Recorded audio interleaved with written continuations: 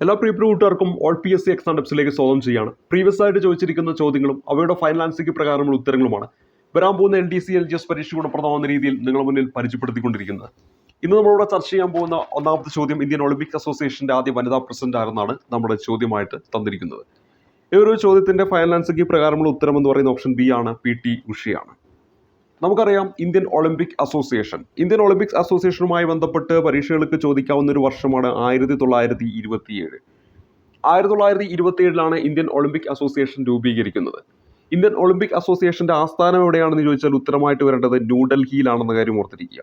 Indian Olympic അസോസിയേഷന്റെ ആസ്ഥാനം എവിടെയാണെന്ന് ചോദിച്ചാൽ ഉത്തരമായിട്ട് വരേണ്ടത് ന്യൂഡൽഹിയിലാണ്. ഇന്ത്യൻ ഒളിമ്പിക് അസോസിയേഷന്റെ ആദ്യത്തെ പ്രസിഡന്റ് സർ ദൊറാബ്ജി ടാറ്റയാണെന്ന് നമ്മൾ പഠിച്ചിട്ടുള്ളതാണ്. ഇന്ത്യൻ ഒളിമ്പിക് അസോസിയേഷന്റെ ആദ്യത്തെ പ്രസിഡന്റ് ആരെന്ന് ചോദിച്ചാൽ ഉത്തരമായിട്ട് വരേണ്ടത് സർ ദൊറാബ്ജി ടാറ്റയാണെന്ന കാര്യം ഓർത്തിരിക്കുക. ഇന്ത്യൻ ഒളിമ്പിക് അസോസിയേഷൻ 1927 രൂപീകരിച്ചത് ന്യൂഡൽഹിയിലാണ് അതിന്റെ ആസ്ഥാനം സ്ഥിതി ചെയ്യുന്നത്. സർ ദൊറാബ്ജി ടാറ്റയാണ് ഇന്ത്യൻ ഒളിമ്പിക് അസോസിയേഷന്റെ പ്രസിഡന്റ്. 1927 രൂപീകരിച്ച ഇന്ത്യൻ ഒളിമ്പിക് അസോസിയേഷന്റെ ആദ്യത്തെ വനിതാ പ്രസിഡന്റ് ആയിട്ട് വരുന്ന ആരെന്ന് ചോദിച്ചാൽ അവിടെ ഉത്തരമായിട്ട് വരേണ്ടത് നമ്മുടെ PT ഉഷയാണ്. ഇന്ത്യൻ ഒളിമ്പിക് അസോസിയേഷനുമായി ബന്ധപ്പെട്ട് കുറച്ച് പോയിന്റുകളാണ് നമ്മളിവിടെ പരിചയപ്പെട്ടത്. ഇനി നമുക്ക് PT ഉഷയുമായി ബന്ധപ്പെട്ട് PSCയിലൊക്കെ ചോദിക്കുന്ന കുറച്ച് കാര്യങ്ങൾ നമുക്കൊന്ന് പരിചയപ്പെടാം. 1964 എന്ന് പറയുന്ന ഒരു വർഷം ആദ്യം പരിചയപ്പെടുന്നു. അതിനുശേഷം നമ്മൾ പരിചയപ്പെടുക 1980, 1984, 1986. ഇത്രയും വർഷങ്ങൾ PT ഉഷയുമായി ബന്ധപ്പെട്ട് അറിഞ്ഞിരിക്കേണ്ട പ്രധാനപ്പെട്ട വർഷങ്ങളാണ്. 1964 കോഴിക്കോട് ജില്ലയിലെ പയ്യോളി എന്ന് പറയുന്ന ഗ്രാമത്തിലാണ് PT ഉഷ ജനിക്കുന്നത്.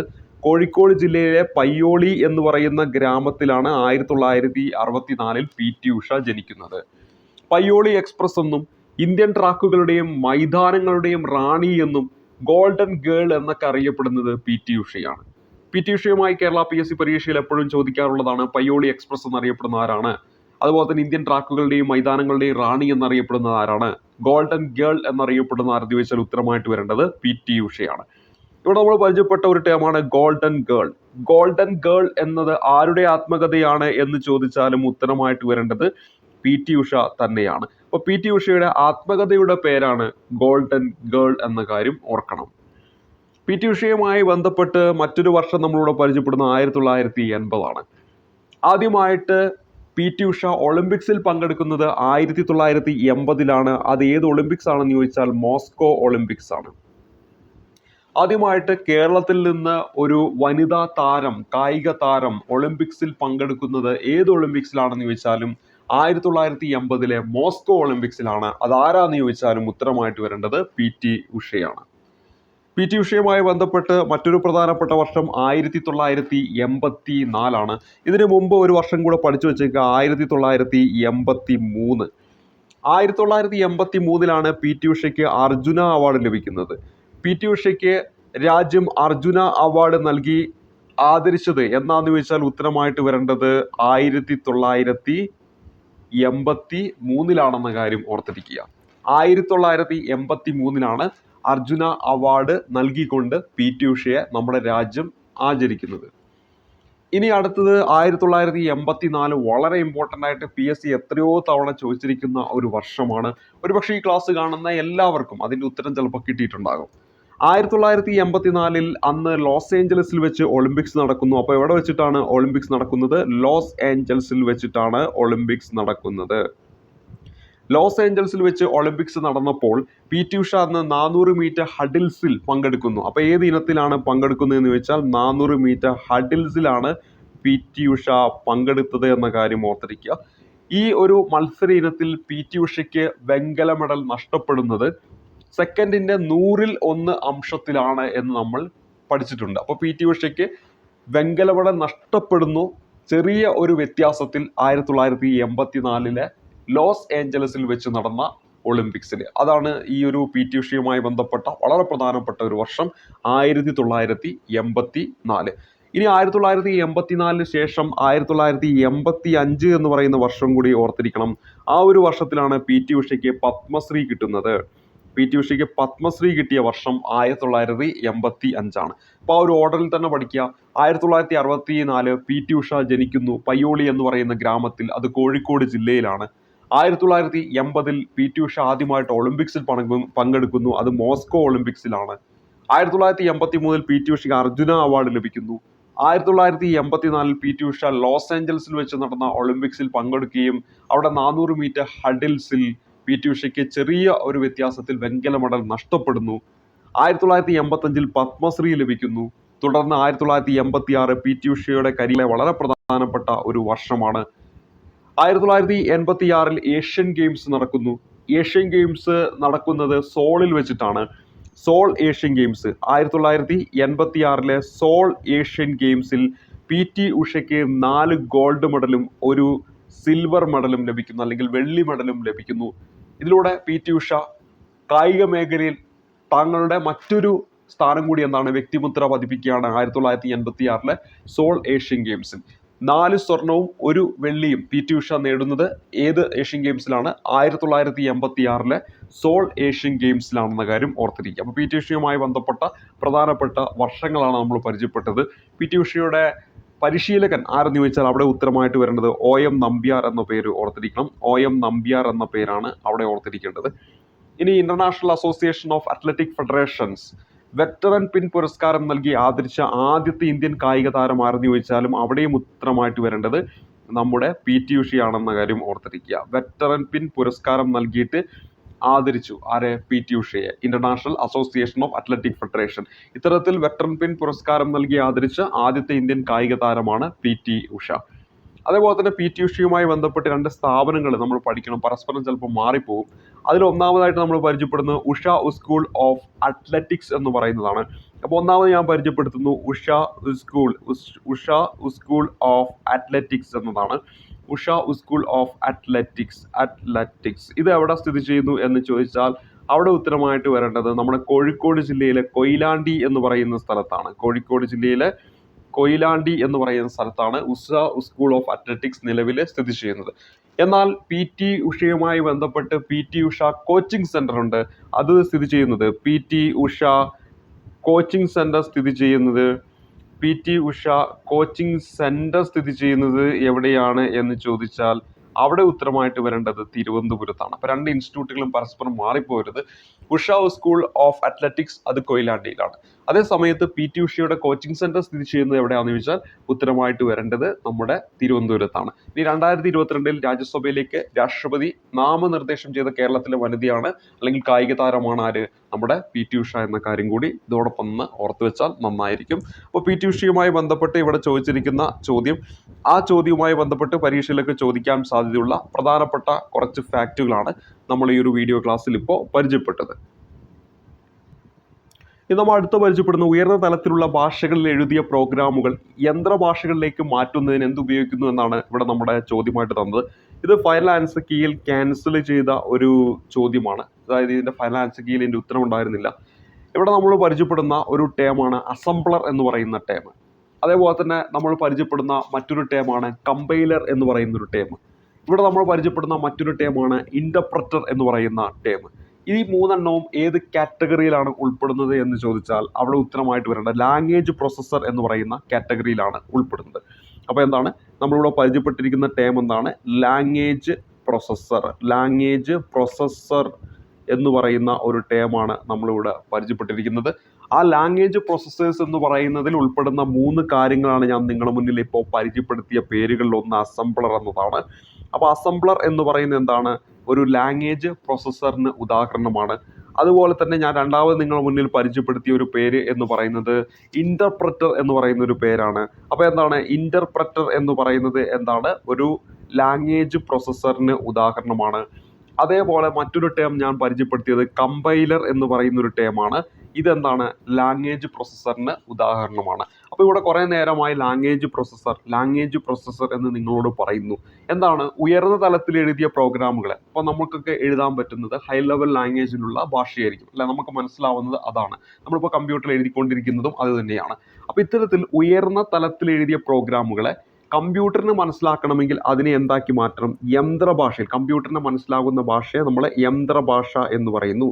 അതെന്ന് പറയുന്നത് നമ്മൾ പഠിച്ചിട്ടുണ്ട് 0 1 എന്നതിൻ്റെ കോമ്പിനേഷൻ ആയിട്ട് വരുന്ന ബൈനറി ആ ഒരു ലാംഗ്വേജ് ആണെന്നൊക്കെ നമ്മൾ പഠിച്ചിട്ടുണ്ട്. അപ്പോൾ ഇവിടെ എന്താണ്, യന്ത്രഭാഷയിലേക്ക് കമ്പ്യൂട്ടറിന് മനസ്സിലാക്കണം. അപ്പോൾ നമ്മൾ കമ്പ്യൂട്ടറിന് കൊടുക്കുന്ന ഹൈ ലെവൽ ലാംഗ്വേജുകൾ അതിനെ എങ്ങോട്ട് മാറ്റണം, ഈ പറയുന്ന കമ്പ്യൂട്ടറിന് മനസ്സിലാകുന്ന യന്ത്രഭാഷയിലേക്ക് മാറ്റണം. അതിന് സഹായിക്കുന്നതാണ് ഈ പറയുന്ന ലാംഗ്വേജ് പ്രോസസ്സേഴ്സ് എന്ന് പറയുന്നത്. ഉയർന്ന തലത്തിലെഴുതിയ പ്രോഗ്രാമുകളെ യന്ത്രഭാഷയിലേക്ക് മൊഴിമാറ്റം നടത്താൻ സഹായിക്കുന്നതാണ് എന്ന് പറയുന്നത് ഈ പറയുന്ന ഭാഷാ പ്രോസസ്സറുകൾ അല്ലെങ്കിൽ ലാംഗ്വേജ് പ്രോസസ്സേഴ്സ് എന്ന് പറയുന്നത് ഓർത്തിരിക്കുക. കമ്പ്യൂട്ടറുമായിട്ട് ആശയവിനിമയം നടത്താൻ കമ്പ്യൂട്ടറിന് അറിയാവുന്ന ഒരു ഭാഷ ഉപയോക്താവിന് ആവശ്യമായി വരുന്നു. കമ്പ്യൂട്ടർ ഭാഷകളെ ഉയർന്ന തലത്തിലുള്ള ഭാഷ അല്ലെങ്കിൽ ഹൈ ലെവൽ ലാംഗ്വേജ് എന്നും താഴ്ന്ന തലത്തിലുള്ള ഭാഷ അല്ലെങ്കിൽ ലോ ലെവൽ ലാംഗ്വേജ് എന്നും രണ്ടായിട്ട് തിരിക്കുന്നുണ്ട്. അതിൽ താഴ്ന്ന തരത്തിലുള്ള കമ്പ്യൂട്ടർ ഭാഷ യന്ത്രാധിഷ്ഠിത ഭാഷ എന്നാണ് അറിയപ്പെടുന്നത്. അതായത് കമ്പ്യൂട്ടറിന് മനസ്സിലാവുന്ന ഭാഷ എന്നാണ് അറിയപ്പെടുന്നത്. കമ്പ്യൂട്ടറിൽ ലഭ്യമായ മെമ്മറിയും രജിസ്റ്ററുകളും ഒക്കെ ഉപയോഗിച്ച് ഈ ഭാഷയിലുള്ള പ്രോഗ്രാമുകൾ എന്താണ് നമ്മൾ എഴുതപ്പെടുന്നു. ഇനി മെഷീൻ ലാംഗ്വേജും ഈ അസംബ്ലി ലാംഗ്വേജും ഒക്കെ എന്താണ് വിവിധ തരത്തിലുള്ള താഴ്ന്ന തരത്തിലുള്ള കമ്പ്യൂട്ടർ ഭാഷകളാണ്. അതിൽ നമ്മൾ ഈ പറയുന്ന യന്ത്രാധിഷ്ഠിത ഭാഷയിലേക്ക് നമ്മൾ കൊടുക്കുന്ന ആ ഒരു ഭാഷയെ മാറ്റിയെങ്കിൽ മാത്രമേ കമ്പ്യൂട്ടറിന് എന്ത് ചെയ്യാൻ പറ്റുള്ളൂ, എന്താണ് നമ്മൾ കൊടുത്ത നിർദ്ദേശം എന്നൊക്കെ മനസ്സിലാക്കാൻ പറ്റുള്ളൂ. അതിനനുസരിച്ച് പ്രോസസ്സ് ചെയ്തിട്ട് അതിൻ്റെ ഔട്ട്പുട്ട് കമ്പ്യൂട്ടറിന് നമ്മളെ മുന്നിലേക്ക് കാണിക്കാനും പറ്റത്തുള്ളൂ. അപ്പോൾ അതിന് സഹായിക്കുന്ന 3 കാര്യങ്ങളാണ് ഇവിടെ എഴുതിയിരിക്കുന്നത്. Assembler, interpreter, compiler. ഇത് മൂന്നും എന്തിന് എക്സാമ്പിൾ ആണ്? ലാംഗ്വേജ് പ്രോസസ്സർ അല്ലെങ്കിൽ ഭാഷാ പ്രോസസ്സറുകൾക്ക് എക്സാമ്പിൾ ആണ്. കമ്പ്യൂട്ടറിലെ 2 ഭാഷകൾ ഇപ്പോൾ പറഞ്ഞു, അസംബ്ലി ലാംഗ്വേജും മെഷീൻ ലാംഗ്വേജും. ഇപ്പോൾ അസംബ്ലി ലാംഗ്വേജിൽ പണ്ട് കാലത്തൊക്കെ എഴുതിയിട്ടുണ്ടായിരുന്നു. അതിനെ മെഷീൻ ലാംഗ്വേജിലേക്ക് മാറ്റിയെങ്കിൽ മാത്രമേ കമ്പ്യൂട്ടറിന് മനസ്സിലാവുള്ളൂ. അപ്പോൾ ഈ അസംബ്ലർ എന്ന പേരിൽ നിന്ന് തന്നെ നിങ്ങൾക്ക് മനസ്സിലാക്കാൻ പറ്റും, നമ്മളെ കമ്പ്യൂട്ടറിലുള്ള അസംബ്ലി ലാംഗ്വേജിൽ എഴുതിയിരിക്കുന്ന ഒരു പ്രോഗ്രാമിനെ, അപ്പോൾ എന്താണ് ഇവിടെ പറയുന്നത്, അസംബ്ലി ലാംഗ്വേജിൽ എഴുതിയിരിക്കുന്ന ഒരു പ്രോഗ്രാമിനെ എങ്ങോട്ട് മാറ്റാനായിട്ട്, മെഷീൻ ലാംഗ്വേജിലേക്ക് അല്ലെങ്കിൽ യന്ത്രാധിഷ്ഠിത, കമ്പ്യൂട്ടറിന് മനസ്സിലാവുന്ന യന്ത്രാധിഷ്ഠിത ഭാഷയിലേക്ക് തർജ്ജിമ ചെയ്യാൻ വേണ്ടി ഉപയോഗിക്കുന്ന ഒരു ഭാഷാ പ്രോസസ്സറാണ് ഇതെന്ന് പറയുന്നത്, അസംബ്ലർ എന്ന് പറയുന്നത്. അപ്പോൾ ഇതിൻ്റെ എല്ലാത്തിൻ്റെയും ധർമ്മം എന്താണ്, നമുക്ക് ലഭിക്കുന്ന ഹൈ ലെവലിലുള്ള ആ ഒരു ഭാഷേനെ കമ്പ്യൂട്ടറിന് മനസ്സിലാവുന്ന എന്താണ് യന്ത്രാധിഷ്ഠിത അല്ലെങ്കിൽ മെഷീൻ ലാംഗ്വേജിലേക്ക് മാറ്റുക എന്നതാണ് ഇതിൻ്റെ എല്ലാത്തിൻ്റെയും ധർമ്മം എന്ന് പറയുന്നത്. അപ്പോൾ ഇവിടെ അസംബ്ലറിൻ്റെ ധർമ്മം എന്താണ്, അസംബ്ലി ഭാഷയിൽ എഴുതിയ പ്രോഗ്രാമുകളെ എങ്ങോട്ട് മാറ്റുന്നു, യന്ത്ര ഭാഷയിലേക്ക്, കമ്പ്യൂട്ടറിന് മനസ്സിലാവുന്ന മെഷീൻ ലാംഗ്വേജിലേക്ക് മാറ്റാൻ സഹായിക്കുന്ന ലാംഗ്വേജ് പ്രോസസ്സറാണ് ഏതെന്ന് പറയുന്നത് ഈ പറയുന്ന അസംബ്ലർ എന്ന കാര്യം ഓർത്തിരിക്കുക. ഇനി എന്താണ് ഇന്റർപ്രറ്റർ, കമ്പൈലർ എന്നതാണ് നമ്മൾ പഠിക്കാനായിട്ട് പോകുന്നത്. എത്രയോ പരീക്ഷകളിൽ എപ്പോഴും ചോദിക്കാറുള്ള, ലാംഗ്വേജ് പ്രോസസ്സർ എന്ന് പറയുന്ന മേഖലയിൽ എപ്പോഴും ചോദിക്കാറുള്ള 2 ടേമുകളാണ് ഇന്റർപ്രറ്ററും മറ്റൊന്ന് കമ്പൈലറും. ഇന്റർപ്രറ്ററും കമ്പൈലറും ചെയ്യുന്ന കാര്യം ഒന്ന് തന്നെയാണ്. ഹൈ ലെവലിൽ എഴുതിയിരിക്കുന്ന ഭാഷേനെ എങ്ങോട്ട് മാറ്റണം, ലോ ലെവലിലേക്ക് മാറ്റണം. ഹൈ ലെവലിൽ എഴുതിയിരിക്കുന്ന ഭാഷേനെ ഈ പറയുന്ന മെഷീൻ ലാംഗ്വേജിലേക്ക് മാറ്റുക. പക്ഷേ എന്താണ് ഇവയുടെ വ്യത്യാസം എന്ന് പറഞ്ഞാൽ, ഉയർന്ന തലത്തിൽ എഴുതിയ പ്രോഗ്രാമുകളെ വരി വരിയായി, അപ്പോൾ ഇവിടെ ഇന്റർപ്രറ്റർ എന്നതിൽ നമ്മൾ ഓർത്തിരിക്കേണ്ടത് വരി വരിയായി. ഇപ്പോൾ ഇവിടെ നമ്മൾ കാണാം, വിവിധ തരത്തിലുള്ള പ്രോട്ടോകോളിലെ പ്രവർത്തിക്കുന്ന കമ്പ്യൂട്ടർ സിനുകളെ ബന്ധിപ്പിക്കാൻ എന്ന ഒരു വരി കാണുന്നില്ലേ, ആ ഒരു വരിയായിട്ട് എന്ത് ചെയ്യും, ഹൈ ലെവൽ ഭാഷയിൽ നിന്ന് അതിനെ എന്തിലേക്ക് മാറ്റും, ലോ ലെവൽ ഭാഷയിലേക്ക് മാറ്റാൻ സഹായിക്കുന്ന ഭാഷാ പ്രോസസ്സറാണ് ഇന്റർപ്രറ്റർ എന്ന് പറയുന്നത്.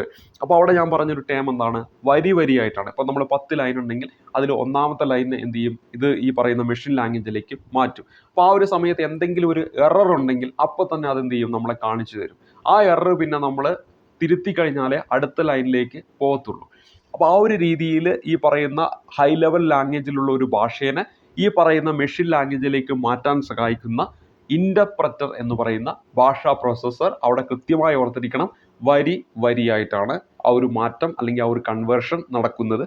അതിന് ഉദാഹരണമായിട്ട് ബേസിക് എന്ന് പറയുന്നത് ഒരു ഇന്റർപ്രറ്ററുമായി ബന്ധപ്പെട്ടിട്ടുള്ള ഒരു ഭാഷയാണ്. അപ്പോൾ ഈ ബേസിക്കിൽ എഴുതിയിരിക്കുന്ന ഒരു പ്രോഗ്രാമിനെ നമുക്ക് ഈ പറയുന്ന മെഷീൻ ലാംഗ്വേജിലേക്ക് ഇന്റർപ്രറ്റർ മാറ്റുന്നു, വരിയായിട്ടാണ് മാറ്റുന്നത്. ഓരോ സമയത്തും ഓരോ വരിയും ഇങ്ങനെ മറ്റൊരു ഭാഷയിലേക്ക് മാറ്റുന്ന സമയത്ത്, അതായത് മെഷീൻ ലാംഗ്വേജിലേക്ക് മാറ്റുന്ന സമയത്ത് എന്തെങ്കിലും എറർ ഉണ്ടെങ്കിൽ എന്ത് ചെയ്യും, അപ്പം തന്നെ അത് കാണിക്കുകയും നമ്മൾ അപ്പം തന്നെ അതെന്ത് ചെയ്യണം, തിരുത്തുകയും ചെയ്യുന്നു.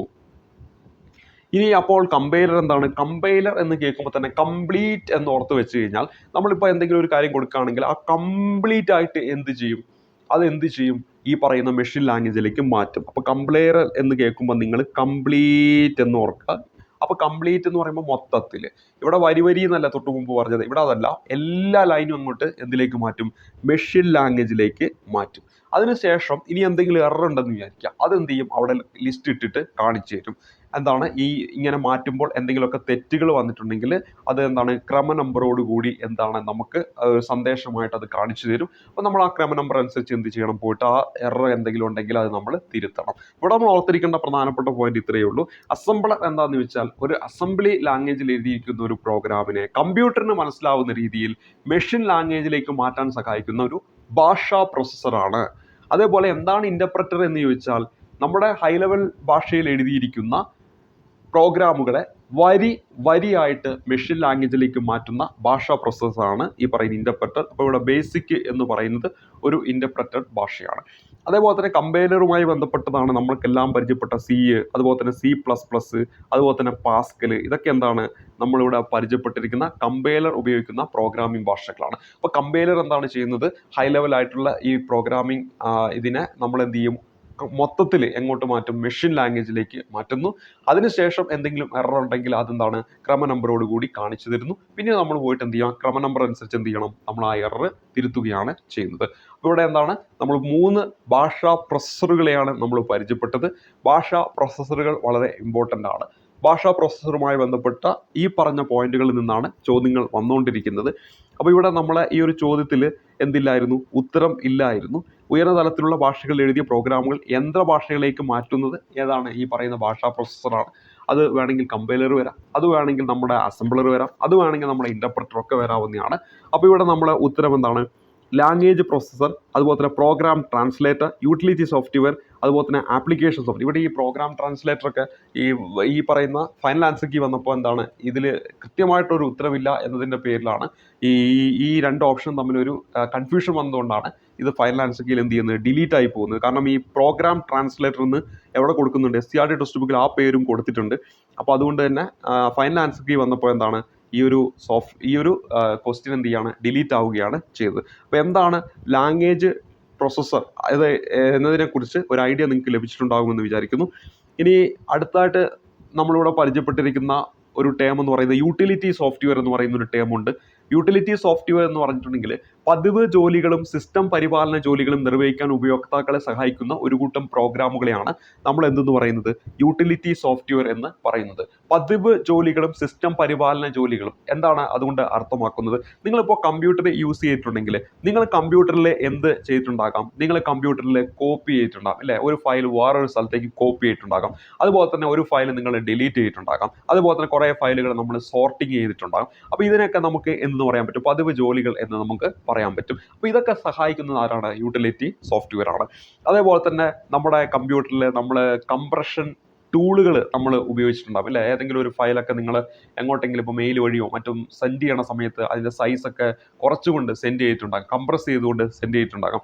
അതുപോലെ തന്നെ ഡിസ്ക് ഡീഫ്രാഗ്മെൻറ്റർ എന്ന് പറയുന്ന ടൂള് നമ്മൾ ഉപയോഗിച്ചിട്ടുണ്ടാകാം. അതുപോലെ തന്നെ നമ്മുടെ ഫയലുകളൊക്കെ ബാക്കപ്പ് ചെയ്യാനായിട്ട് ബാക്കപ്പ് സോഫ്റ്റ്വെയർ ഉപയോഗിച്ചിട്ടുണ്ടാകാം. നമ്മുടെ കമ്പ്യൂട്ടറിനെയൊക്കെ സുരക്ഷിതമായിട്ട് വെക്കാൻ വേണ്ടി നമ്മൾ ആൻറ്റിവൈറസ് സോഫ്റ്റ്വെയറുകൾ ഉപയോഗിച്ചിട്ടുണ്ടാകാം. ഇതൊക്കെ എന്താണ്? പതിവ് ജോലികൾ, അതോടൊപ്പം സിസ്റ്റം പരിപാലന ജോലികളൊക്കെ നിർവഹിക്കാൻ ഉപഭോക്താക്കളെ സഹായിക്കുന്ന ഒരു കൂട്ടം പ്രോഗ്രാമുകളാണ് എന്തെന്ന് പറയുന്നത് ഈ പറഞ്ഞ കാര്യങ്ങളൊക്കെ തന്നെ.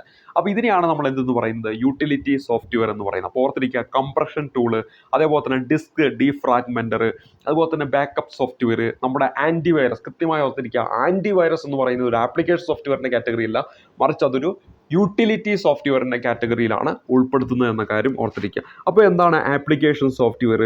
ആപ്ലിക്കേഷൻ സോഫ്റ്റ്വെയർ എന്ന് പറഞ്ഞാൽ ഒരു പ്രത്യേക ആവശ്യത്തിനായിട്ട് വികസിപ്പിച്ചെടുക്കുന്ന സോഫ്റ്റ്വെയർ ആണ്. ഉദാഹരണമായിട്ട് ഞാനിപ്പോൾ ഈ ഒരു PDF നിങ്ങളെ മുന്നിലേക്ക് പ്രദർശിപ്പിച്ചിരിക്കുന്ന ഒരു PDF വ്യൂവർ ഉപയോഗിച്ചിട്ടാണ്.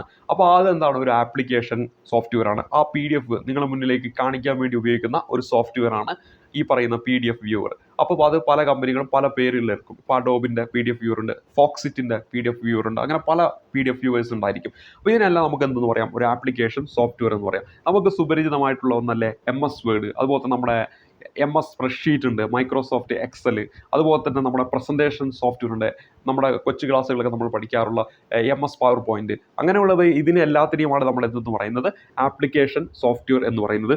ഈ ആപ്ലിക്കേഷൻ സോഫ്റ്റ്വെയറിനെ തന്നെയാണ് നമ്മൾ എൻഡ് യൂസർ പ്രോഗ്രാം എന്നും കൂടെ പറയുന്നത്. എൻഡ് യൂസർ പ്രോഗ്രാം എന്ന് അറിയപ്പെടുന്നതും ഏത് തന്നെയാണ് ഈ ആപ്ലിക്കേഷൻ സോഫ്റ്റ്വെയറിനെ ആണെന്ന കാര്യം ഓർത്തിരിക്കുക.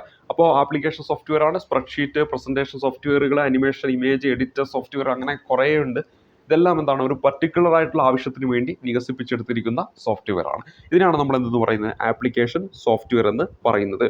ഇനി അടുത്ത ചോദ്യത്തിലേക്ക് വരാം. വിവിധ തരത്തിലുള്ള പ്രോട്ടോക്കോളുകളിലും പ്രവർത്തിക്കുന്ന കമ്പ്യൂട്ടർ ശൃംഖലകളെ ബന്ധിപ്പിക്കാൻ ഉപയോഗിക്കുന്ന ഏതെന്നാണ് നമ്മുടെ ചോദ്യം. ഇത് PSC പരീക്ഷയിലൊക്കെ എപ്പോഴോ റിപ്പീറ്റ് ആയിട്ട് ഇതേപോലെ തന്നെ റിപ്പീറ്റ് ആയിട്ട് ചോദിക്കുന്ന ചോദ്യമാണ്. ഉത്തരമായിട്ട് വരേണ്ടത് ഓപ്ഷൻ ബി ആണ്, ഗേറ്റ് വേ ആണ്. അപ്പോൾ എന്തിനാണ് നമ്മൾ ഗേറ്റ് വേ ഉപയോഗിക്കുന്നത്?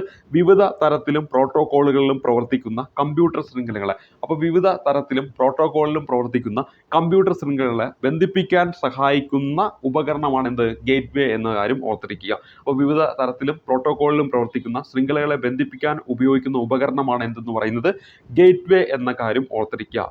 അപ്പോൾ ഇവിടെ നമ്മൾ അടുത്തായിട്ട് ഇവിടെ തന്നിരിക്കുന്ന ഓപ്ഷൻ ഡിയിൽ സ്വിച്ച് ഉണ്ട്. നിരവധി കമ്പ്യൂട്ടറുകളെ പരസ്പരം ബന്ധിപ്പിച്ച് ഒരു ശൃംഖല രൂപീകരിക്കാൻ ശേഷിയുള്ള നിർമ്മിത ബുദ്ധിയോടുകൂടിയ ഉപകരണമാണ് എന്തെന്ന് പറയുന്നത് ഈ പറയുന്ന സ്വിച്ച് എന്ന് പറയുന്നത്. ഇതും എന്തിനാണ്?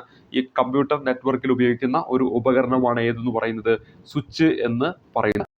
നിരവധി കമ്പ്യൂട്ടറുകളെ പരസ്പരം ബന്ധിപ്പിച്ച് ഒരു ശൃംഖല രൂപീകരിക്കാൻ ശേഷിയുള്ള നിർമ്മിത ബുദ്ധിയോടുകൂടിയ ഉപകരണമാണ് സ്വിച്ച്. പക്ഷെ നമ്മൾ ഗേറ്റ് വേയിൽ എന്താണ് പറഞ്ഞത്? വിവിധ തരത്തിലുള്ള പ്രോട്ടോക്കോളിലും പ്രവർത്തിക്കുന്ന ശൃംഖലകളെ, അതായത് വിവിധ നെറ്റ്വർക്കുകളെ, വിവിധ പ്രോട്ടോക്കോളിൽ പ്രവർത്തിക്കുന്ന നെറ്റ്വർക്കുകളെ പരസ്പരം ബന്ധിപ്പിച്ച് എന്ത് ചെയ്യുക? അങ്ങനെ ബന്ധിപ്പിക്കാനായിട്ട് ഡാറ്റയൊക്കെ ട്രാൻസ്ഫർ ചെയ്യാൻ വേണ്ടിയിട്ട് പരസ്പരം ബന്ധിപ്പിക്കാനായിട്ട് ഉപയോഗിക്കുന്നതാണ് എന്ത്? ഗേറ്റ് വേ എന്ന് പറയുന്നത്. ഇപ്പോൾ നമ്മുടെ കമ്പ്യൂട്ടറിലൊക്കെ നെറ്റ് എടുക്കുന്നുണ്ടല്ലോ, അത് നമ്മൾ വേറൊരു നെറ്റ്വർക്കിൽ നിന്നായിരിക്കും നമ്മുടെ കമ്പ്യൂട്ടറിലേക്ക് ആ നെറ്റ് വരുന്നത്. അപ്പോൾ ഇതിനിടയിൽ ഒരു ഗേറ്റ് വേ പ്രവർത്തിക്കുന്നതായിരിക്കും. രണ്ട് പ്രോട്ടോക്കോളിൽ പ്രവർത്തിക്കുന്ന രണ്ട് നെറ്റ്വർക്കുകളെ പരസ്പരം എന്ത് ചെയ്യണം? അവ ബന്ധിപ്പിക്കുകയാണ്. അവിടെ എന്ത് സഹായിക്കുന്നു? ഗേറ്റ് വേ. ആ പേരിൽ നിന്ന് തന്നെ നമുക്ക് ലഭിക്കും എന്ന കാര്യം ഓർത്തിരിക്കുക. അതേസമയത്ത് നിരവധി കമ്പ്യൂട്ടറുകളെ പരസ്പരം ബന്ധിപ്പിച്ച് ഒരു ശൃംഖല രൂപീകരിക്കാൻ ശേഷിയുള്ള നിർമ്മിത ബുദ്ധിയോടുകൂടിയ ഉപകരണമാണ് എന്ത്? സ്വിച്ച് എന്ന് പറയുന്നത്. അതുപോലെ തന്നെ മറ്റൊന്ന് ഇവിടെ കൊടുത്തിരിക്കുന്നത് ഈ സ്വിച്ചിനെ പോലെ തന്നെ മറ്റൊന്നാണ് ഹബ്ബ് എന്ന് പറയുന്നത്. ഹബ്ബ് എന്ന് പറയുന്നത് എന്താണ്? സ്വിച്ചിൻ്റെ അതേപോലെയുള്ള എന്താണ് പ്രവർത്തന തത്വം തന്നെയാണ് ഹബ്ബിനും ഉള്ളത്. പക്ഷേ എന്താണ്? സ്വിച്ചിനാണ് എന്ത്? ഹബ്ബിനേക്കാൾ ഉയർന്ന പ്രവർത്തന ശേഷിയുള്ളത്. അപ്പോൾ ഇവിടെ സ്വിച്ചും ഉണ്ട്. അതുപോലെ തന്നെ മറ്റൊന്നാണ് ഇവിടെ നമ്മൾ ഓപ്ഷൻ ഡിയിൽ തന്നിരിക്കുന്ന സ്വിച്ച്, അതേപോലെ തന്നെ വരുന്ന ഒരു ടേമാണ് എന്ത്? ഹബ്ബ് എന്ന് പറയും. അപ്പോൾ ഇതൊക്കെ എന്താണ്? നെറ്റ്വർക്കിംഗ് ഡിവൈസുകളാണെന്ന കാര്യം ഓർത്തിരിക്കുക. പക്ഷേ ഹബ്ബിനേക്കാൾ ഉയർന്ന പ്രവർത്തന ശേഷിയാണ് ഇതിനുള്ളത്, സ്വിച്ചിനുള്ളതെന്ന കാര്യം ഓർത്തിരിക്കുക. പിന്നെ ഇവിടെ കൊടുത്തിരിക്കുന്ന മറ്റൊന്നാണ് ബ്രിഡ്ജ് എന്ന് പറയുന്നത്. ഒരു കമ്പ്യൂട്ടർ ശൃംഖലയെ പല വിഭാഗങ്ങളായിട്ട് വേർതിരിക്കാൻ ഉപയോഗിക്കുന്ന ഉപകരണമാണ് എന്ത്? ബ്രിഡ്ജ് എന്ന് പറയുമ്പോൾ ഒരു കമ്പ്യൂട്ടർ ശൃംഖലയെ തന്നെ പല പല വിഭാഗങ്ങളായിട്ട് വേർതിരിക്കേണ്ടതായിട്ട് വരും. അതിന് നമ്മൾ ഉപയോഗിക്കുന്ന ഉപകരണമാണ് എന്ത്? ഈ പറയുന്ന ബ്രിഡ്ജ് എന്ന കാര്യം ഓർത്തിരിക്കുക. അപ്പോൾ ഇവിടെ എന്താണ്? ഒരു കമ്പ്യൂട്ടർ ശൃംഖലയെ പല വിഭാഗങ്ങളായിട്ട് വേർതിരിക്കാൻ ഉപയോഗിക്കുന്ന ഉപകരണമാണ് എന്തെന്ന് പറയുന്നത് ബ്രിഡ്ജ് എന്ന കാര്യം ഓർത്തിരിക്കുക. ഇനി ഇവിടെ നൽകിയിരിക്കുന്ന മറ്റൊന്നാണ് റൂട്ടർ എന്ന് പറയുന്നത്. ഒരു വിഭാഗത്തിൽപ്പെട്ടതും ഒരേപോലുള്ള പെരുമാറ്റച്ചട്ടങ്ങളുള്ളതുമായിട്ട് രണ്ട് ശൃംഖലകളെ ബന്ധിപ്പിക്കുന്ന ഉപകരണമാണ് റൂട്ടർ. അവിടെ കൃത്യമായിട്ട് പറയുന്നത് എന്താണ്? ഒരേ വിഭാഗത്തിൽപ്പെട്ടത്, അതേപോലെ തന്നെ ഒരേപോലുള്ള പ്രോട്ടോക്കോൾ അത് ഉള്ളതുമായിട്ടുള്ള രണ്ട് ശൃംഖലകളെ സെയിം ആയിരിക്കണം. ആ രണ്ട് നെറ്റ്വർക്കുകളെ തമ്മിൽ ബന്ധിപ്പിക്കാൻ നമ്മൾ എന്ത് ഉപയോഗിക്കും? ഈ പറയുന്ന റൂട്ടർ എന്ന് പറയുന്ന ഉപകരണം നമ്മൾ ഉപയോഗിക്കും എന്ന കാര്യം ഓർത്തിരിക്കുക. അപ്പോൾ ഇവിടെ ഇത്രയും കാര്യങ്ങളാണ് നമ്മൾ ഈ പറയുന്ന നെറ്റ്വർക്കിംഗ് ഡിവൈസുമായി ബന്ധപ്പെട്ട് ഇവിടെ പരിചയപ്പെടുന്നത്. അതിൽ ഗേറ്റ് വേ ആണ് എന്താണ്? വിവിധ തരത്തിലും അതുപോലെ തന്നെ പ്രോട്ടോക്കോളിലും പ്രവർത്തിക്കുന്ന ശൃംഖലകളെ ബന്ധിപ്പിക്കാൻ ഉപയോഗിക്കുന്ന ഉപകരണമാണ് ഗേറ്റ് വേ. അപ്പോൾ അവിടെ വിവിധ തരം എന്ന് കൊടുത്തു. ഇവിടെ നമ്മൾ റൂട്ടർ പഠിച്ചപ്പോൾ എന്താണ്? ഒരേ വിഭാഗത്തിൽപ്പെട്ടതും ഒരേപോലുള്ള പെരുമാറ്റച്ചട്ടങ്ങൾ ഉള്ളതുമായിട്ടുള്ള രണ്ട് ശൃംഖലകളെ ബന്ധിപ്പിക്കാൻ സഹായിക്കുന്ന നെറ്റ്വർക്കിംഗ് ഡിവൈസ് ആണ് എന്ന് പറയുന്നത് ഈ പറയുന്ന റൂട്ടർ എന്ന കാര്യം ഓർക്കാം. ഇതൊക്കെ വിശദമായിട്ട് നമ്മൾ ഗൈഡൊക്കെ നോക്കിയിട്ട് വായിച്ചു വെക്കണം. കാരണം ഇതിൽ നിന്നൊക്കെ ചോദ്യങ്ങൾ വരാറുണ്ട്. കൃത്യമായിട്ട് നമ്മൾ ഈ കമ്പ്യൂട്ടർ എന്ന് പറയുമ്പോൾ 3 മാർക്കിനൊക്കെ ചോദ്യങ്ങൾ വരുന്നുള്ളൂ. പക്ഷേ ആ ഒരു മേഖല നമ്മൾ കൃത്യമായിട്ട് പ്രീവിയസ് ക്വസ്റ്റ്യൻ പേപ്പർ നോക്കിയിട്ട് എന്ത് ചെയ്യണം? നിങ്ങൾ ഈ പറയുന്ന ചോദ്യങ്ങൾ എവിടെ നിന്നാണ് വന്നിരിക്കുന്നതെന്ന് മനസ്സിലാക്കിയിട്ട് അത് പോയിട്ട് നിങ്ങൾ പഠിക്കാൻ നോക്കുക. അല്ലാതെ കമ്പ്യൂട്ടറിന് വേണ്ടി മാത്രമായിട്ട് നിങ്ങൾ കുറേ ടൈം സ്പെൻഡ് ചെയ്ത് കഴിഞ്ഞാൽ അത് ശരിക്കും പറഞ്ഞാൽ ആ 3 മാർക്ക് മാത്രമേ നമുക്ക് ലഭിക്കത്തുള്ളൂ. അപ്പോൾ അത് പ്രീവിയസ് ക്വസ്റ്റ്യൻ പേപ്പർ നോക്കിയിട്ട് എവിടെ നിന്നാണ് ചോദ്യങ്ങൾ വരുന്നതെന്ന് മനസ്സിലാക്കുക. പിന്നെ കുറേ പ്രീവിയസ് ക്വസ്റ്റ്യൻസ് ചെയ്യുമ്പോൾ ഇതേ ചോദ്യങ്ങൾ തന്നെയാണ് വീണ്ടും ഈ ചോദ്യമൊക്കെ നിങ്ങൾ പലതവണ പല ക്വസ്റ്റ്യൻ പേപ്പർ കണ്ടിട്ടുണ്ടാവും. അപ്പോൾ നിങ്ങൾ കുറേ ക്വസ്റ്റ്യൻ പേപ്പറുകൾ പണ്ട് മുതലുള്ള ക്വസ്റ്റ്യൻ പേപ്പറുകൾ നിങ്ങൾ പ്രീവിയസ് ക്വസ്റ്റ്യൻ പേപ്പറിൻ്റെ ബുക്കൊക്കെ ഉണ്ടെങ്കിൽ ഈ കമ്പ്യൂട്ടറിൻ്റെ മാത്രം എന്ത് ചെയ്യുക? ആ ഒരു ഭാഗം ആ ക്വസ്റ്റ്യൻ പേപ്പർ പോയിട്ട് നിങ്ങൾ എന്ത് ചെയ്യുക? ആ ക്വസ്റ്റ്യൻ പേപ്പർ ക്വസ്റ്റ്യൻ ആൻസർ എന്ന രീതിയിൽ ഒന്ന് കളക്ട് ചെയ്ത് വെച്ചിട്ടുണ്ടെങ്കിൽ തീർച്ചയായിട്ടും ആ ക്വസ്റ്റ്യൻ തന്നെ ആയിരിക്കും പിന്നീട് റിപ്പീറ്റ് ആയിട്ട് വരുന്നത്. ഇനി സ്റ്റേറ്റ്മെൻറ്റ് രൂപത്തിൽ ചോദിച്ചാൽ ഈ ഒരു ചോദ്യം ചോദിച്ചിട്ടുണ്ടല്ലോ, അത് നേരെ അവിടെ എന്താണ് ഒരു സ്റ്റേറ്റ്മെൻ്റ് ആയിട്ട് വരികയായിരിക്കും ചെയ്യുക. നിങ്ങൾ പരിശോധിച്ചാൽ നിങ്ങൾക്ക് അത് മനസ്സിലാവുന്നതാണ്. അപ്പോൾ പ്രീവിയസ് ക്വസ്റ്റ്യൻ പേപ്പർ മാക്സിമം നിങ്ങൾ ഈ കമ്പ്യൂട്ടർ എന്ന് പറയുന്ന ഭാഗത്ത് ചെയ്താൽ തന്നെ നിങ്ങൾക്ക് മാർക്ക് കിട്ടുന്നതായിരിക്കും. പിന്നെ SCRT ടെക്സ്റ്റ് ബുക്കിൽ പറഞ്ഞു പോകുന്ന ഈ ടോപ്പിക്കുമായി ബന്ധപ്പെട്ടിട്ട് ഞാൻ ഇപ്പോൾ തൊട്ട് മുമ്പ് പറഞ്ഞല്ലോ, പ്രോഗ്രാം ട്രാൻസ്ലേറ്റർ, ലാംഗ്വേജ് പ്രോസസ്സർ, ഇത് രണ്ടും ഇവിടെ പറയുന്നുണ്ട്. SCRT ടെക്സ്റ്റ് ബുക്കിൽ അതിൻ്റെ മറ്റൊരു പേരായിട്ട് പറയുന്നുണ്ട്. അപ്പോൾ അതുകൊണ്ടാണ് ആ ഒരു ചോദ്യം എന്ത് ചെയ്യുന്നത്, ആ സമയത്ത് ഈ പറയുന്ന നേരത്തെ ഈ പറയുന്ന ലാംഗ്വേജ് പ്രോസസ്സർ എന്ന രീതിയിൽ ഓപ്ഷൻ വന്നപ്പോൾ ചിലർ പോയിട്ട് ഈ പ്രോഗ്രാം ട്രാൻസ്ലേറ്റർ എന്നും SCRTയിൽ പറയുന്നുണ്ട് എന്ന് പറഞ്ഞതുകൊണ്ട് എന്ത് ചെയ്യുന്നു, അത് ഡിലീറ്റ് ആയി പോകുന്നു. അപ്പോൾ ഇവിടെ എന്താണ്, SCRTയിൽ നിന്ന് ചോദ്യം നേരിട്ട് വന്നിരിക്കുകയാണ്. അതായത് നമ്മുടെ ഈ പറയുന്ന 10ാം ക്ലാസ്സിലെ ടെക്സ്റ്റ് ബുക്കിലാണ്, ITയുടെ ടെക്സ്റ്റ് ബുക്കിലാണ് ഇത് കൊടുത്തിരിക്കുന്നത്. അപ്പോൾ അതൊക്കെ ഒന്ന് പോയിട്ട് വായിക്കുക. അതാകുമ്പോൾ കുറച്ച് സമയം കൊണ്ട് ആ പറഞ്ഞ എല്ലാ പോയിന്റുകളും നമുക്ക് പഠിക്കാൻ പറ്റും. പിന്നെ എന്ത് ചെയ്യുക, ഈ പ്രീവിയസ് ക്വസ്റ്റ്യൻ പേപ്പർ ബേസ് ചെയ്തുകൊണ്ട് ഗൈഡ് എടുത്ത് വായിക്കാം. അപ്പോൾ നിങ്ങൾക്ക് തീർച്ചയായിട്ടും കമ്പ്യൂട്ടറിൽ മാർക്ക് കിട്ടുന്നതായിരിക്കും. ഇനി അടുത്ത ഇവിടെ നൽകിയിരിക്കുന്നത് ഡക്ക് ഗോ എന്നത് എന്താണെന്നാണ് ഇവിടെ ചോദിച്ചിരിക്കുന്നത്. ഒരുപക്ഷെ നമ്മുടെ മൊബൈൽ ഫോണൊക്കെ യൂസ് ചെയ്യുന്ന എല്ലാവർക്കും അറിയാവുന്നതാണ്. ഡക്ക് ഗോ എന്ന് പറയുന്നത് എന്താണ്, ഒരു സെർച്ച് എഞ്ചിനാണ്. എന്താണ് ഡക്ക് ഗോ എന്ന് പറയുന്നത്, എന്താണ് ഒരു സെർച്ച് എഞ്ചിനാണെന്ന കാര്യം ഓർത്തിരിക്കുക. ഒരു സെർച്ച് എഞ്ചിനാണ് ഡക്ക് ഗോ എന്ന് പറയുന്നത്. അതുപോലെ തന്നെ Google, Yahoo, AltaVista, Bing, AOL, Baidu, അങ്ങനെ എന്താണ് കുറേ സെർച്ച് എഞ്ചിനുകൾ നമുക്കറിയാം. ask.com, അതുപോലെ തന്നെ ഇൻ്റർനെറ്റ് ആർച്ചീവ്, ഇതൊക്കെ എന്താണ് നമ്മുടെ സെർച്ച് എഞ്ചിനുകൾക്ക് ഉദാഹരണമാണ്. അതിൽ ലോകത്തിലെ ആദ്യത്തെ സെർച്ച് എഞ്ചിൻ ഏതാണെന്ന് ചോദിച്ചാൽ അവിടെ നമ്മുടെ ഉത്തരമായിട്ട് വരേണ്ടത് ആർച്ചി എന്നതാണ്. ലോകത്തിലെ ആദ്യത്തെ സെർച്ച് എഞ്ചിൻ ഏതാണ്, ആർച്ചി എന്നതാണ് ലോകത്തിലെ ആദ്യത്തെ സെർച്ച് എഞ്ചിൻ എന്ന കാര്യം ഓർത്തിരിക്കുക. അതുപോലെ തന്നെ ഇന്ത്യ വികസിപ്പിച്ചെടുത്ത ഒരു സെർച്ച് എഞ്ചിനാണ് ഗുരുജി എന്ന് പറയുന്നത്. ഏതാണ് ഗുരുജി എന്ന് പറയുന്നത്, ഇന്ത്യ വികസിപ്പിച്ചെടുത്ത ഒരു സെർച്ച് എഞ്ചിനാണ്. ഞാൻ തൊട്ട് മുമ്പ് പറഞ്ഞു ബിങ് എന്ന് ഞാൻ പറഞ്ഞു. ഞാൻ തൊട്ട് മുമ്പ് പറഞ്ഞ ഒന്നാണ് എന്താണ് ബിങ് എന്ന് പറയുന്നത്. ഇത് ആരുടെ സെർച്ച് എഞ്ചിനാണെന്ന് വെച്ചാൽ അത് മൈക്രോസോഫ്റ്റിൻ്റെ സെർച്ച് എഞ്ചിനാണ്. ഗൂഗിളിൻ്റെ സെർച്ച് എഞ്ചിനാണ്. അതേപോലെ തന്നെ ഈ മൈക്രോസോഫ്റ്റിൻ്റെ സെർച്ച് എഞ്ചിനാണ് ഏത്, ബിങ് എന്ന് പറയുന്നത്. അപ്പോൾ ഇവിടെ നമ്മൾ സെർച്ച് എഞ്ചിനുമായിട്ട് ബന്ധപ്പെട്ട് ഗൂഗിള്, യാഹു, അൾട്ടാവിസ്റ്റ, ബിങ്, അതുപോലെ തന്നെ AOL എന്ന് പറയുന്നത് ഒരു സെർച്ച് എഞ്ചിന് ഉദാഹരണമാണ്. അതുപോലെ തന്നെ ബൈഡു എന്ന് പറയുന്നത് ഒരു സെർച്ച് എഞ്ചിന് ഉദാഹരണമാണ്. അതുപോലെ തന്നെ യാൻഡക്സ് എന്ന് പറയുന്നത് ഒരു സെർച്ച് എഞ്ചിന് ഉദാഹരണമാണ്. അപ്പോൾ ആ സെർച്ച് എഞ്ചിൻ്റെ ലിസ്റ്റ് വേണമെങ്കിൽ ഒന്ന് എഴുതാം. അപ്പോൾ ആദ്യം ഇവിടെ പരിചയപ്പെടുന്നത് ഗൂഗിളാണ്. നമുക്ക് എല്ലാവർക്കും അറിയാവുന്ന ഗൂഗിൾ എന്താണ് ഒരു സെർച്ച് എഞ്ചിന് ഉദാഹരണമാണ്. അതുപോലെ തന്നെ യാഹു നിങ്ങൾ കേട്ടിട്ടുണ്ടാകും, അതും എന്താണ് ഒരു സെർച്ച് എഞ്ചിന് ഉദാഹരണമാണ്. അതുപോലെ തന്നെ മറ്റൊന്നാണ് അൾട്ടാ വിസ്ത. അപ്പം നിങ്ങൾ എന്താണ് ആൾട്ടാ വിസ്ത എന്ന് പറയുന്നത് ഒരു സെർച്ച് എഞ്ചിനാണെന്ന് പഠിച്ചു വെക്കണം. അതേപോലെ തന്നെ ബിങ്, ഇത് മൈക്രോസോഫ്റ്റിൻ്റെ സെർച്ച് എഞ്ചിനാണ്. അതുപോലെ തന്നെ AOL എന്ന് പറയുന്നത് സെർച്ച് എഞ്ചിനാണ്. അതുപോലെ തന്നെ ബൈഡു എന്ന് പറയുന്നത് സെർച്ച് എഞ്ചിന് ഉദാഹരണമാണ്. അതുപോലെ മറ്റൊന്നാണ് യാൻഡക്സ് എന്ന് പറയുന്നത് സെർച്ച് എഞ്ചിന് ഉദാഹരണമാണ്. അതേപോലെ ഡക്ക് ഗോ, ഇപ്പോൾ നമ്മുടെ ചോദ്യമായിട്ട് വന്ന ഡക്ക് ഗോ എന്ന് പറയുന്നത് സെർച്ച് എഞ്ചിന് ഉദാഹരണമാണ്. മറ്റൊന്ന് ask.com എന്ന് പറയുന്നത് നിങ്ങൾ കണ്ടിട്ടുണ്ടാകാം. അപ്പോൾ എന്താണ് ഡക്ക് ഗോ എന്ന് പറയുന്നത് എന്താണ് ഒരു സെർച്ച് എഞ്ചിന് ഉദാഹരണമാണ് എന്ന കാര്യം ഓർത്തിരിക്കുക. അതുപോലെ തന്നെ മറ്റൊന്നാണ് ask.com എന്ന് പറയുന്നത് എന്താണ് ഒരു സെർച്ച് എഞ്ചിന് ഉദാഹരണമാണ് ask.com എന്ന് പറയുന്നത്. അതുപോലെ നാവർ എന്ന് പറയുന്ന ഒരു സെർച്ച് എഞ്ചിനുണ്ട്, NAVER, നാവർ എന്ന് പറയുന്ന സെർച്ച് എഞ്ചിനുണ്ട്. അതുപോലെ തന്നെ മറ്റൊന്നാണ് എക്കോസിയ എന്ന് പറയുന്ന ഒരു സെർച്ച് എഞ്ചിനാണെന്ന കാര്യം ഓർത്തിരിക്കുക. ഇൻ്റർനെറ്റ് ആർച്ചീവ് എന്ന്